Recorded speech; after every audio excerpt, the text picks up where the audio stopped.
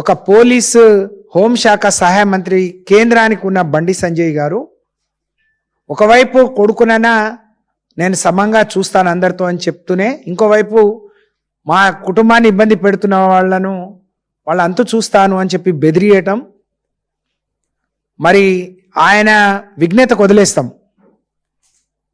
ఏ రోజు ఆ రోజు రాష్ట్ర అధ్యక్షుడిగా కానీ ఈరోజు హోంశాఖ సహాయ మంత్రికి కానీ నువ్వు ఆ స్థాయికి తగినట్టు ఒక హుందాగా ప్రవర్తించావా బండి సంజయ్ గారు? ఎవరంతూ చూస్తావు? నీ మాటలతోనే కదా నీ కొడుకు ఇంత పాడైంది.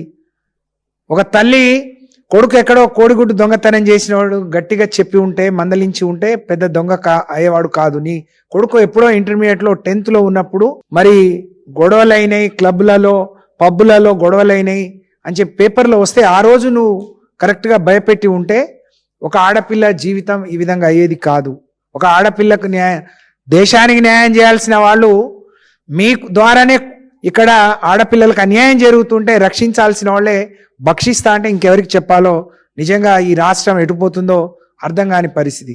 దురదృష్టం ఏంటి అంటే రాష్ట్రానికి ముఖ్యమంత్రి హోంశాఖ చూస్తున్నాడు. 3 నెలలుగా ఒక ఆడపిల్ల పోలీసుల చుట్టూ తిరిగి ఇబ్బంది పెడుతుంటే పైనుంచి పోలీసులే భయపెట్టి రాజీ చేసే ప్రయత్నం చేస్తుంటే మరి ఇంటెలిజెన్స్ వ్యవస్థ మరి ఏం గడ్డి పీకుతుందో నిజంగా చాలా బాధాకరం. ఏం చేస్తున్నారు? నేను కూడా మహిళా శిశు సంక్షేమ శాఖ మంత్రిగా ఈ రాష్ట్రంలో మహిళా మంత్రులు ఉన్నారు అంటే బండి సంజయ్ గారి కొడుకో న్యాయం, రాష్ట్రంలో మిగతా పిల్లలకు ఒక న్యాయమా? అంటే ఒక్కొక్క వ్యక్తులను వాళ్ళ పదవులను వాళ్ళ పొజిషన్ని చూసి మీరు శిక్షలు కానీ కేసులు కానీ పెడతారా? పైపెచ్చు సిగ్గు లేకుండా 17 ఏళ్ల అమ్మాయి హనీ ట్రాప్ చేసిందని కేసు పెడుతున్నారు. సిగ్గనిపించట్లేదా తెలంగాణ పోలీసులకు? ఎక్కడైనా ఒక దుర్ఘటన జరిగితే రిపోర్ట్ అవుతుంది. ఒక మహిళా శాఖ మంత్రిగా ఎవరో ఒకడు ఒక మైనర్ బాలిక ఇట్లా అయింది, ఇట్లా తెలిసింది, ఇట్లా జరుగుతుంది, ఎవరైనా అన్నోన్ ఇదైనా కూడా రిపోర్ట్ అవుతుంది.